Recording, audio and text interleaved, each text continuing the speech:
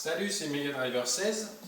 On se retrouve pour la suite de mon tour 2014 avec l'équipe Katusha à l'étape 7 entre Épernay et Nancy. Une étape de plaine mais avec des boss quand même dans le final qui pourraient être propices aux punchers. Donc je ne sais pas exactement quelle stratégie je vais adopter. Est-ce que je tente quand même le coup avec Christophe? Ou est-ce que je privilégie plus un puncher? Genre Moreno, Paolini, qui est dans la catégorie sprinter, mais qui peut faire un bon punch. Pour le moment, on va contrôler Christophe, toujours de la récup, et là, j'hésite. Dommage, il n'y en a pas un avec deux carrés rouges et un carré jaune, c'est ce que j'aurais aimé prendre là pour le coup. Donc, allez, on tente le coup avec le rouge, on verra bien ce que ça peut donner. C'est le départ à Épernay. On va regarder un petit peu. Bonjour à tous. La longue route menant à Nancy Les décors. aux sprinteurs qui souhaitent compléter leur tableau de chasse de mettre leurs coéquipiers à contribution. Un détour par Verdun sera effectué en hommage aux soldats tombés durant la Grande Guerre. Ah, on est rapidement dans la campagne, on a vu des maisons en briques. Bon, et bien comme d'habitude, je vais, même si ça ne sert pas à grand chose, demander la protection d'un coéquipier, en l'occurrence Vicioso cette fois-ci. On va se retrouver au sprint intermédiaire. Bon les gars, le général ne devrait pas se jouer aujourd'hui, mais attention. Voilà le vainqueur du... Nous voici à 5 km du sprint intermédiaire. On a une échappée de 3 coureurs, Kadri, Gauthier, Kirienka, comme on voit là sur le classement du sprint intermédiaire, qui ont 6 minutes d'avance sur le peloton. Je me glisse dans le train des sprinters. Sa meilleure chance de victoire, c'est de tenter une échappée de loin. Allez, à la sortie de ce virage, ça peut être pas mal peut-être.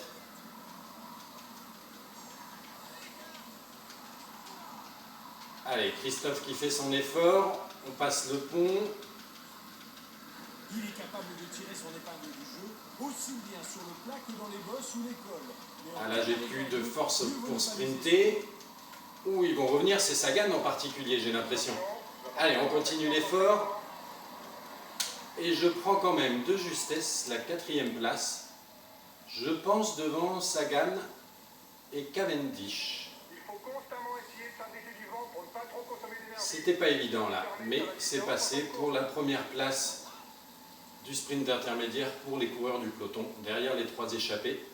On va se retrouver dans le final potentiellement accidenté de cette 7e et dernière étape de cette première semaine de tour. Et nous voici à 15 km de l'arrivée de cette étape 7, dernière étape de cette première semaine de tour. Avec le maillot vert Christophe, on vient de passer la difficulté de catégorie 4, sans trop de casse, puisqu'on voit j'ai encore pas mal de barres jaunes. L'échappée est à présent à 1 minute 10, on devrait pouvoir jouer avec le peloton la gagne. Et là, il va y avoir une petite phase de descente où il va falloir essayer de récupérer. De toute façon, là, je suis bien protégé, donc j'ai récupéré ma barre jaune, c'est pas mal. Et après, il va y avoir une petite montée. J'en profite pour passer le grand braquet. J'aimerais bien me placer à l'avant. Il est capable de tirer son épingle du jeu, aussi bien sur le plat que dans les bosses ou les cols. Mais en cas d'arrivée à 2, mieux vaut ne pas miser sur lui. Ça y est, c'est pas mal. On est dans les premières positions. N'oublions pas que Christophe est aussi un bon coureur de classique.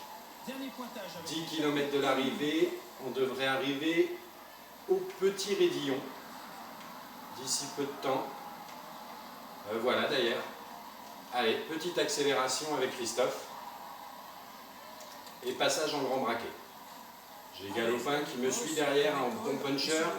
Il ne lui manque qu'une bonne pointe de vitesse en cas d'arrivée à plusieurs. On commence à distinguer les échappés au loin devant.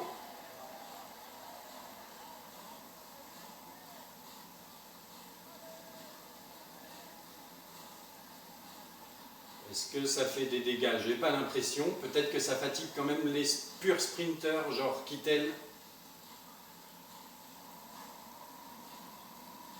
Il reste 7 km 5. Bout d'une ligne droite d'1 km 500. 30 secondes d'avance pour la tête de course. On relance un petit peu. Il vient de tomber. Il risque de perdre du temps en général. Un équipier est tombé. On est trop près d'arriver pour l'aider. Vicioso qui est tombé. Bon, c'est pas bien grave. On dirait derrière c'est quand même clairsemé. Hein. Provoquer des cassures. Ou en tout cas, ça s'est étiré. 5 km pour l'échapper. On revient sur les premiers. Il reste encore qui devant? Il reste encore Kadri. Et moi j'ai bien à mes basques tout le gratin du sprint. Hein. J'ai vu les noms de Kittel, Degenkolb, 3 km 3, le train des sprinters d'Argos est bien là. Le peloton est maintenant pointé à 1 minute. C'est parti pour l'emballage final. 2 km 2, je prends mon ravitaillement. Allez, on est dans le bon groupe là, il faut y aller. C'est le sprint pour Christophe. Allez, allez, allez, allez, allez. Oh là, Kittel est très fort là. Kittel est vraiment très très fort. Ce sera dur d'aller le chercher. Eh bien d'ailleurs, ce sera impossible. Deuxième place consécutive pour Christophe. Ah, il a vraiment été très bien emmené par Degenkolb et c'est une belle victoire de Kittel.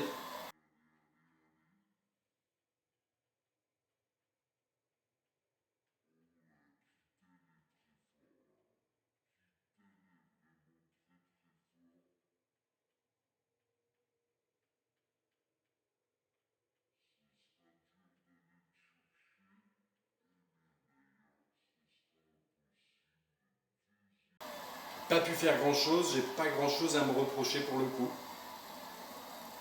Ce sera pour une prochaine fois.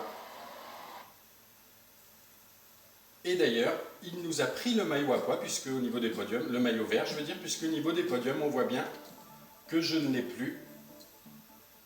Si on regarde, avant d'attaquer les choses sérieuses au niveau des favoris, à savoir la montagne sur l'étape 8,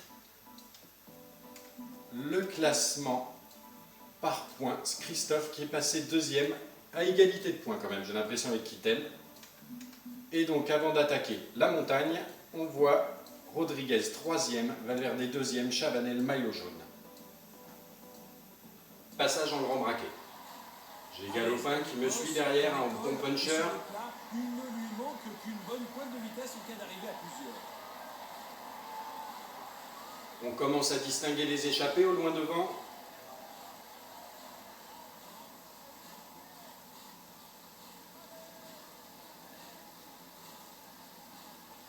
Est-ce que ça fait des dégâts? J'ai pas l'impression. Peut-être que ça fatigue quand même les purs sprinters, genre Kittel. Il reste 7 km 5. Bout d'une ligne droite d'1 km 500. 30 secondes d'avance pour la tête de course. On relance un petit peu. Il vient de tomber. Il risque de perdre du temps en général. Un équipier est tombé. On est trop près d'arriver pour l'aider. Vicioso qui est tombé. Bon, c'est pas bien grave. On dirait derrière c'est quand même clairsemé. Hein. Provoquer des cassures. Ou en tout cas, ça s'est étiré. 5 km pour l'échapper. On revient sur les premiers. Il reste encore qui devant? Il reste encore Kadri. On va regarder un petit peu Bonjour à tous. La longue route menant à Nancy les imposera décors. aux sprinteurs qui souhaitent compléter leur tableau de chasse de mettre leurs coéquipiers à contribution. Un détour par Verdun sera effectué en hommage aux soldats tombés durant la Grande Guerre. Ah, on est rapidement dans la campagne. On a vu des maisons en briques. Bon, eh bien comme d'habitude, je vais, même si ça ne sert pas à grand chose, demander la protection d'un coéquipier, en l'occurrence Vicioso. Cette fois-ci, on va se retrouver au sprint intermédiaire. Bon les gars, le général ne devrait pas se jouer aujourd'hui, mais attention. Voilà le vainqueur du... Nous voici à 5 km du sprint intermédiaire.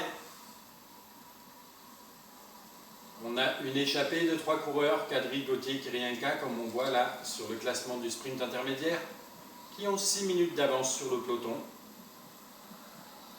Je me glisse dans le train des sprinters. Sa meilleure chance de victoire, c'est de tenter une échappée de loin. Allez, à la sortie de ce virage, ça peut être pas mal peut-être.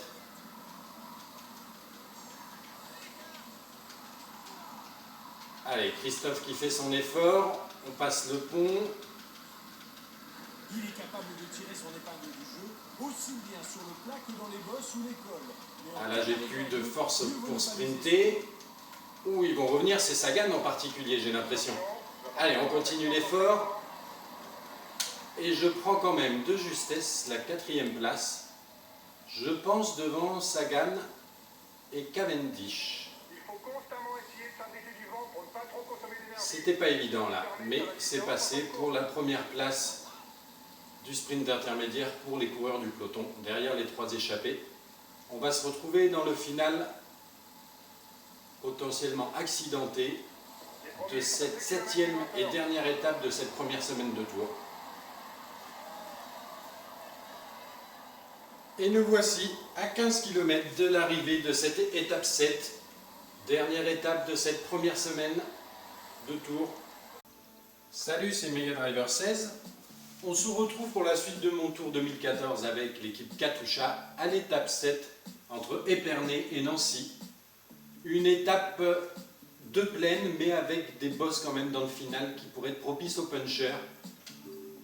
Donc je ne sais pas exactement quelle stratégie je vais adopter. Est-ce que je tente quand même le coup avec Christophe?